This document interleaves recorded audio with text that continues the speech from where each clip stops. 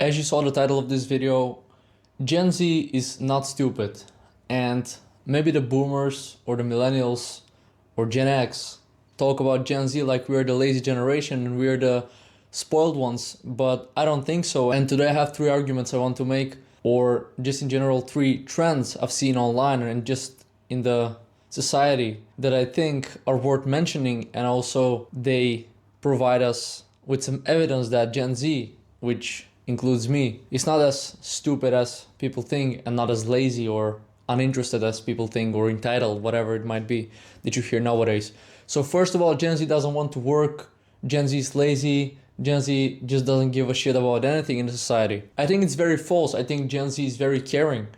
I think Gen Z just sees through the bullshit and they see that working doesn't give the award anymore that it used to, and they just reject the idea and they just sit home and become these gamers and whatnot, which is not great, but it is a sort of rebellion against the system and against this scam of an economy that has formed around the world, especially in the West. It's not easy for a Gen Z dude to go out and work for a wage that is like 1.5% of the value of a house, which he needs to buy, or he should buy, he's supposed to buy, whatever the norm is.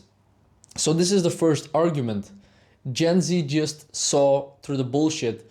There is more information floating around. It is getting harder and harder to get censored online, I feel like.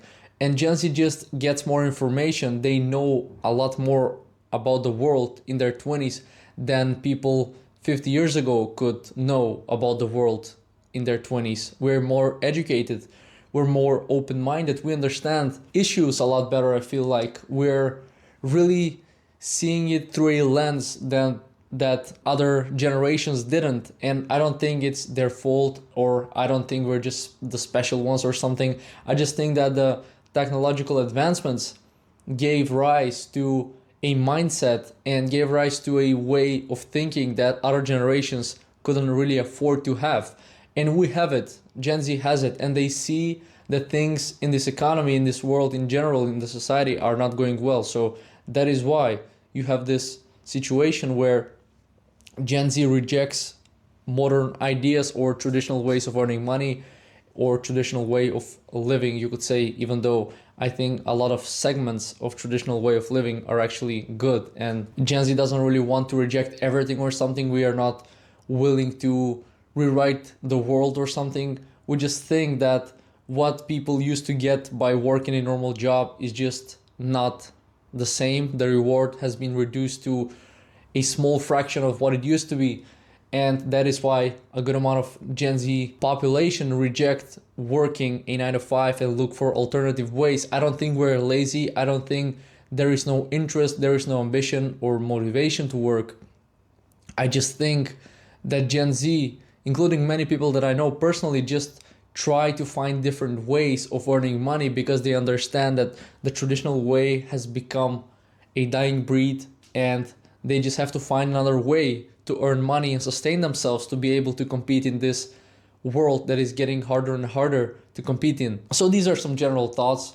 Maybe I'm wrong, but I don't think I am. You can look at the charts, you can look at inflation, you can look at the general economy, at property prices, you can look at all of these things, and you will see that Gen Z doesn't really lack ambition or interest. We are just put in a situation where it feels like you would be working with no return, and that makes you lose motivation to get into the job market in the first place. And that is how this whole thing is unfolding. It goes down like a domino effect. And I don't know what the solution is. Probably deflation or some specific crash in some areas of the economy where Gen Z can compete again with their finances, because let's be honest, if you're a young person today, your finances are very hard to build, and somebody who is 50 has a huge advantage in comparison to you. So more things can go in his favor when it comes to the finances and just the economical decisions that he would make. The second thing is this whole propaganda that is happening around with many different things. I'm actually going to combine these two because they kind of have a pattern that almost interferes, and you can easily see what I'm trying to say here. So The first one is the woke culture and the push of it, you know, how much media coverage it was getting a few years ago.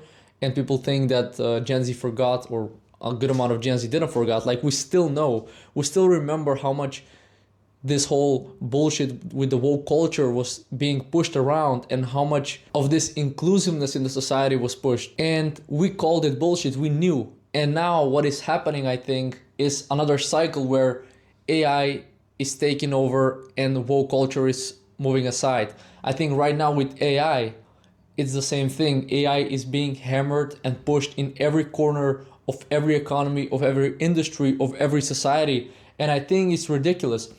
First of all, let me say something about AI first. I think AI is a good tool. I think it can help a lot, especially in the medical field, where a lot of diagnosis can be done with AI, with the help of AI.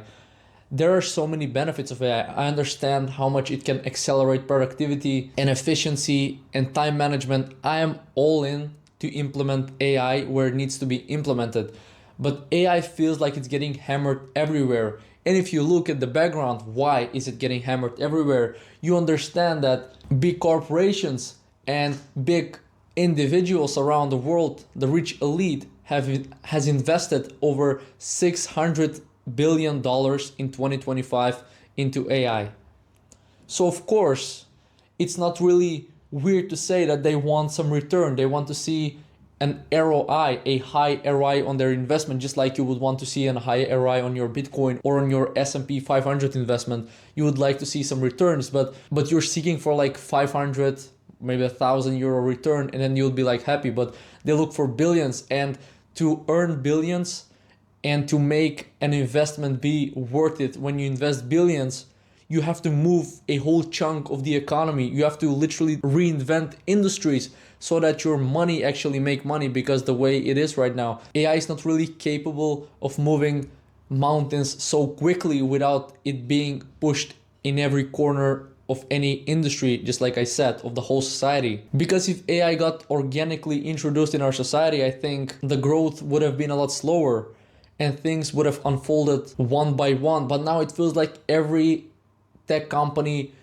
every car company, even like supermarkets are pushing AI to your face without you having a chance to breathe. And when people are getting pushed into believing something and accepting something, what does happen? People reject it. That is the way it works. People don't like being put into a corner by these corporations, because they already know, again, Gen Z is not stupid. They know that these huge corporations don't care really about you, the consumer, or even the market. They just care about the returns. They just want to make more money. And the way they would make more money, the way that this AI investment would pay off, is if they shove it down your throat on every corner. And that way they would make back their buck. But to do that, of course, they have to really force this AI everywhere. When AI came out, like in 2021, like when it was really starting to take off, I was using it and I was so excited. Like every time there was an update, I couldn't wait to see what kind of features and what kind of additions the update has brought.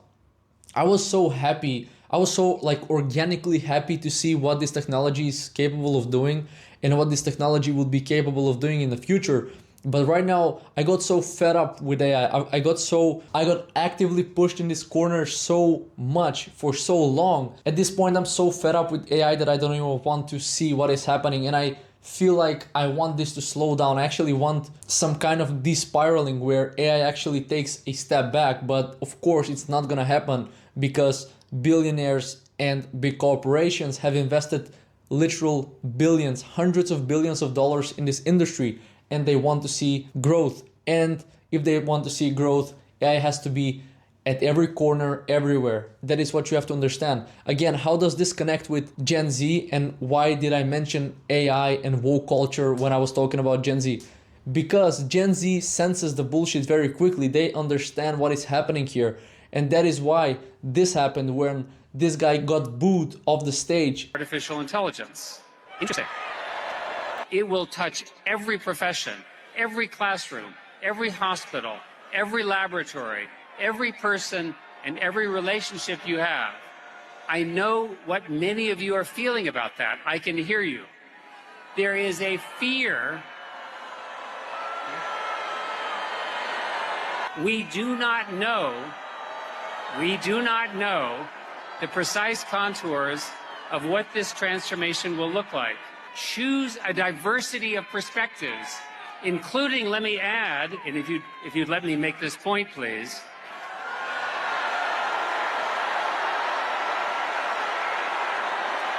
It has invested billions and billions of dollars in AI. And you can learn more on this topic if you go watch the Penguin Z video about this retard's speech on the stage and how much boos he got, but he still went and delivered the whole speech, which is crazy. This is what I'm trying to say. Gen Z understands that they're trying to shovel down this idea down their throats, and they hate it. Gen Z understands. The previous generations couldn't really understand it all, not because they were stupid, but because they didn't have as much technology and as much information, as much free information floating around. It was a lot easier to propagate. It was a lot easier to censor things because they actually got their news from like newspapers, for example, or radio stations. And they were all dependent and backed up by big corporations, by big money. But now you have like YouTube, like this video, nobody's funding me to do this. I'm doing this because I want to. And you can watch this without anybody having to finance this project because YouTube exists as a platform. I think you understand what I'm trying to say with this. It's very easy now to find information without it being corrupt in some way. And Gen Z is understanding it. Gen Z is not stupid. So I now touched on a few things. And when we were actually also talking about woke culture, yeah, woke culture was so up in the air. Like only like 2 years ago, everybody was talking about you have to accept everybody. Everybody has to be included in the society. And at once, nobody gives a shit anymore. Like what happened? Where is the hype gone? And this is what you have to understand, that they don't care about the rights of the LGBTQ community. They don't give a fuck about it. They made a successful marketing off of it. They got new customers because they were LGBT inclusive. To wrap it up, they just made a lot of money off of it. And once the backlash was getting bigger than the financial returns, they backed off because now their brands were under fire and people were actually boycotting their brands because they went all in on it. I mean, I remember in the Netherlands where I live, I mean, Netherlands is still one of the most like progressive and LGBTQ accepting countries. But I remember back in the day, this whole ideology was slapped everywhere. On products, even on vans. Like there were companies, like big corporations, that would make their vans look like an LGBTQ flag. And you have to drive this. You actively drive this at your workplace. Like that's insane. Why would I need to drive something that promotes someone else's sexuality at my workplace? It just doesn't make sense. But because it was so pushed by all these corporations, by all of this funding, by all of these ideologies, it came to this point where everybody and their dog was indulged in it. And as soon as the backlash became too big, the funds disappeared, and thus now we don't really see that much LGBTQ happening around the world. We don't really see that much parades and whatnot in the West. Of course, it's not over or it's not fully disappeared, but it is significantly less than it used to be. And now this main player is off, and now AI is coming to take over the spotlight. And as I said at the beginning, I was very keen on AI, and I still kind of am, but I'm also very fed up, and I'm also like very worried of how this pushing will actually end, because AI is actively taking jobs, because AI is also actively stealing people's drinkable water in some areas of the world, like in Utah, which is very far from me, but it can happen to me as well. And I have to really understand that there can be consequences for this push. Because again, I'm a regular dude, I'm a regular citizen, a regular customer. I'm not a billionaire. I can't really just move wherever or buy a property like in Malaysia and live there and drink their fresh water. Like I have to be where I am, which means you're not as mobile as a billionaire or a millionaire is, which means if something happens in your region, you're basically fucked up. So that is why you have to kind of think globally about this and not only of your backyard, because it can happen in your backyard too. Like some shit can really go down in your backyard too. And then you can also feel the consequences of this AI revolution. Again, I think AI is the future, and at this point, I don't think we can really go back, especially now, like after more than $1 trillion was invested in this industry, and it seems like it's not gonna slow down anytime soon.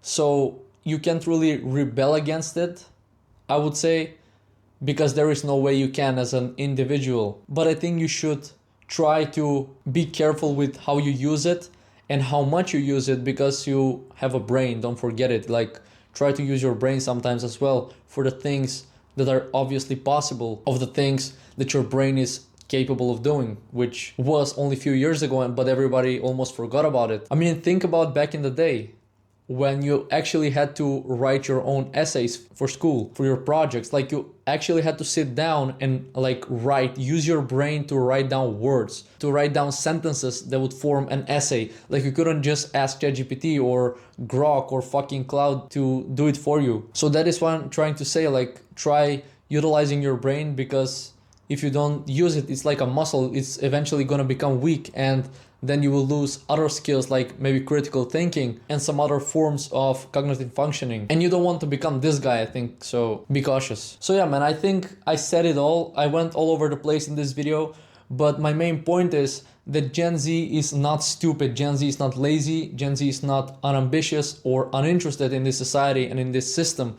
It is just fed up with all this bullshit, with all this marketing, with all these propagandas that are spreading and being pushed around. And also Gen Z sees that there is no future for them in this system that is still prevail to this day. They understand that all of these factors play a huge role in their futures. And I'm not gonna say they, because I'm also part of Gen Z, so I'm gonna say we. We feel stuck, we feel betrayed, we feel like there is no place for us in the society. And we don't know what the future is holding for us, especially because there are so many uncertainties, not only with the economy and the property prices, but also with general technological advancements that can easily replace us wherever we are in the industry or whatever niche we are in when it comes to having a job. So this is a whole problem. This is like a circle of problems that all kind of connect to each other, and I think it's not easy to get rid of them, and I actually don't really think that Gen Z can do much about it. I mean, a revolution would be cool, but I don't really think it's gonna happen, because for now living is still relatively affordable for the average person in the West. But if things keep getting worse, and if Gen Z just keeps feeling out of touch, not because they want to, but because they are by design, then I think some consequences might arise. Anyhow, I think some kind of revolution, maybe a minor one or a major one, I don't know. Some kind of revolution is due. I think it's gonna happen eventually, especially with the job market and the way that works. And I don't really know how things are gonna unfold. I have some suggestions, I have some ideas in my mind to how the future might look like for a young person, but I don't really want to present them, because some of them are totally off the charts and are very schizophrenic, and I don't really want to go down that road. But some of them are also pretty like normal and more realistic. But however it is, stay cautious, keep doing what you're doing, stay fit, try thinking outside of the box, use your brain and your critical thinking skills, and I think you should be fine, even in this shitty place where we are right now as a generation, as a whole chunk of the population. See you in the next one.